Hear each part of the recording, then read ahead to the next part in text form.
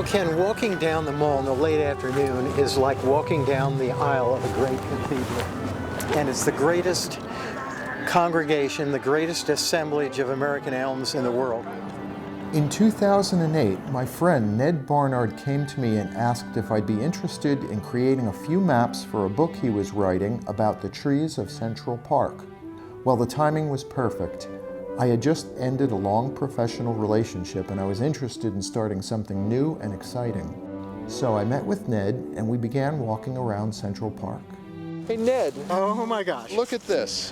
I think this is a box elder. You know, I didn't know there was one in Central Park. Here we've got an obvious box elder with composite leaves. This is so exciting, Ken. We made notes, took photographs, and sketched details of trails and park architecture. Now, Ned Barnard is a walking field guide of tree information, and although I had been birding in Central Park for over 2 decades, Ned introduced me to the park in a way that I had never experienced it before. Here we are, Ken. We're in the northern extreme of the park. This area has never been planted, and yet we're loaded with foreigners. We've got a sycamore maple here, a Norway maple, and look what's coming up, another Norway maple. Basically, I became a tree lover.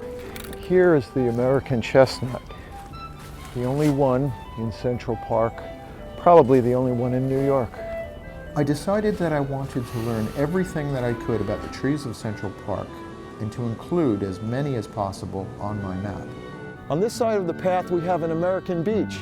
Look at the color on that. As with beeches, you could see the trunk is a very smooth, pearly gray color.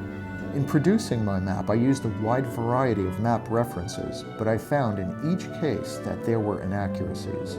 Things were left out, data was wrong, or in some cases it was just simply outdated. The world had changed, and so had Central Park. In order to create the map that I wanted to create, I realized I had to get out there and Lewis and Clark it.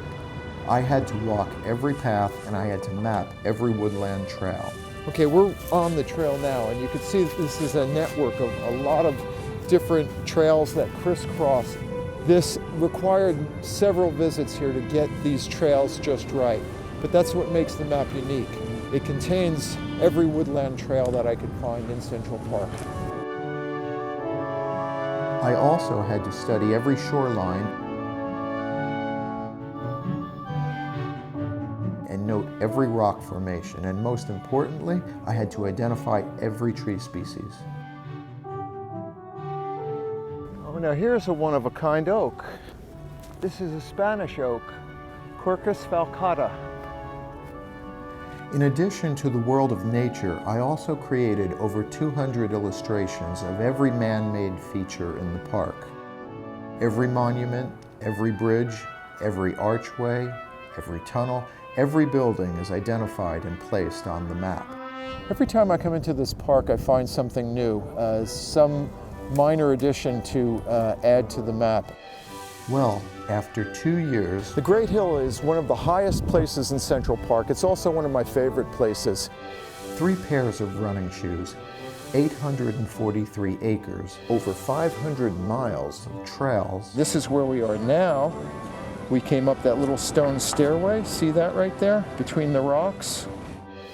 And thousands of trees. Here's a swamp laurel oak, the only one in the park. Here's a swamp white oak, an enormous shingle oak. And what do we have here? Oh, this is a chestnut oak. Look at the color on that tree. Beautiful chestnut oak. I'm finally ready to kick back, relax, and spend some time in the great indoors. But you know what? I will probably be back in the park next week.